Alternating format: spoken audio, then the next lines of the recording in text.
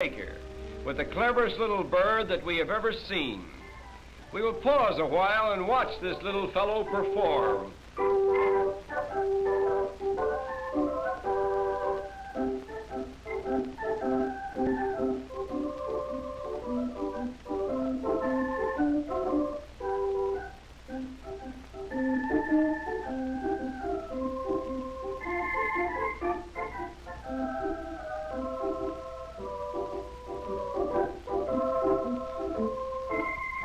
All this work is just to get a little seed that is lodged in a tiny bucket.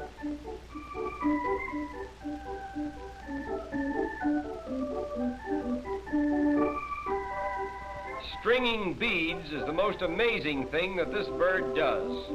A needle is fastened to one end of the thread. The bird actually sticks the needle through a bead, drops the needle, gets a new grip, and slides the bead down onto the thread.